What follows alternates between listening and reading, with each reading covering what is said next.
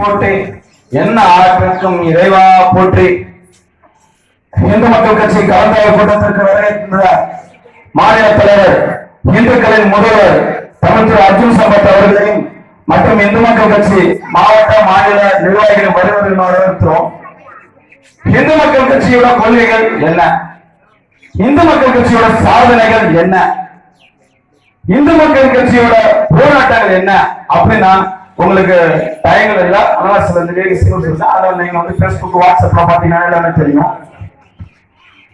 இந்து மக்கள் கட்சியில ஒண்ணே ஒண்ணு, ஜாதி கேட்காது, ஜாதி சொல்லாது, ஜாதி பேசாது.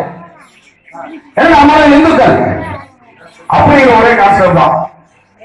தமிழகத்தில் இந்து தமிழர்கள் எங்கு பாதிக்கப்பட்டால் அது இலங்கை இருந்தாலும் முதல் குரல் கொடுக்கிறது என்னுடைய இந்து மக்கள் கட்சி.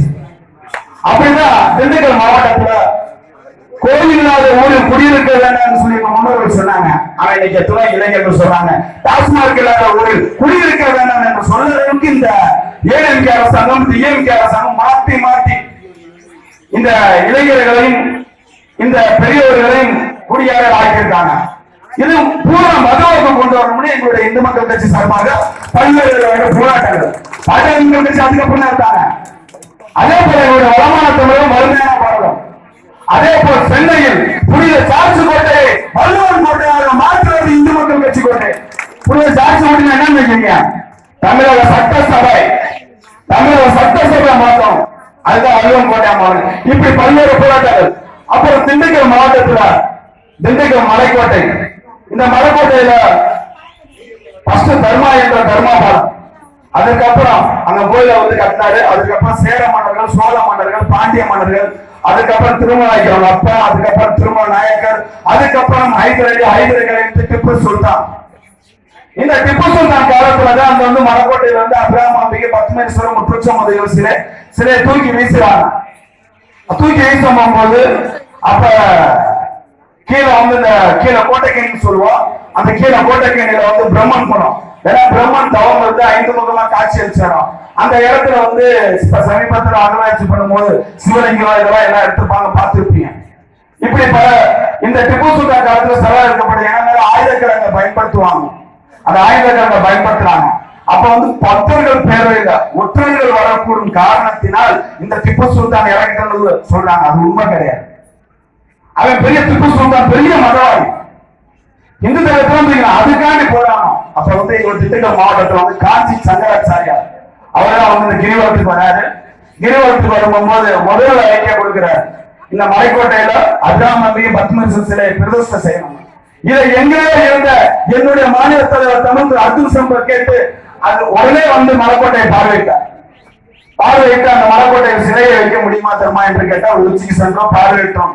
உடனே அந்த இடத்துல சிலை வைப்போம் என்று அவரிடம் உத்தரவாதம் கொடுத்தேன். அதே போல் 18 சித்தர்கள் போல 18 பேர் கொண்ட குழு கொண்டு போய் மலைக்கோட்டை சிலையை பிரதிஷ்டை பண்ணோம். இந்த தொடர்ந்து 10 வருடமாக போராடிட்டு இருக்கோம் இந்து மக்கள் கட்சி சார்பாக. அந்த அதனுடைய எழுச்சி திண்டுக்கல் மாவட்டத்தில் எதிரொலிக்கணும். அதே போல வந்து இந்த திராவிட கழகத்துல வந்து இந்துத்துவம் சொல்றாங்க, இந்துக்களே கிடையாதுன்றாங்க. இந்த இந்துக்கள் யாரு கேட்டா வந்து சிந்து தான் இந்துன்றான். ஒரு பாடுறவன் அவன் வந்து பால் பவுடர் பிஸ்கட் பேசாம்பழத்துக்கு மதமான கூட்டம், இந்த வலது இடது கம்யூனிஸ்ட் நாய இந்திய நாய முதல் எதிரி. இந்திய முதல் எதிரி பார்த்தா கம்யூனிஸ்ட் தான், அதையெல்லாம் முதல் எதிரி. இந்த மக்களை வந்து திசை திருப்பி இந்த மக்கள் வந்து சாதாப்பட்டு விளக்காளர்கள் சாதாப்பட்டு இவங்க சொல்ல வேணும்னு சொன்னாங்க. அப்படிப்பட்ட திராவிட கூட்டத்தில் ஒழிந்தவர்கள் இவர்கள் வேறக்க வேண்டும், திராவிட ஆட்சியை மாற்ற வேண்டும். இதற்கு ஒரே வழி எங்கள் ஐயா தமிழ் திரு அர்ஜுன் சம்பத் அவர்கள் ஆன்மீக ஆட்சி கொண்டு வந்தாரு. ரஜினியை பார்த்தாரு, சந்திச்சாரு. இந்த தமிழகம் மிகவும் மோசமா இருக்கு, உங்க வழியா தான் நீங்க வந்து ஆன்மீக ஆட்சி மலரணும், பாபா ஆட்சி மலரணும், தமிழர்களுக்கு குரல் கொடுத்துட்டு வந்தாரு. உடனே ரஜினியார் சந்திச்சார். ரஜினியார் கேட்டுக்கொண்டு உடனே அவரு அறிக்கை விட்டாரு, எங்க நம்ம துப்பாக்கி சுடுறது அதுல வந்து தலைவரோட உத்தரவுதான் நக்சலைட்வாதியும் தீவிரவாதியும் கலவரக்காரன் குற்றவாளியும் கண்டு வந்து ரஜினியோட குரல், ரஜினியோட குரல் கூட எங்களோட தலைவருடைய குரல். அதுக்கப்புறம் நாங்க வந்து கட்சி ஆரம்பிப்பாரு.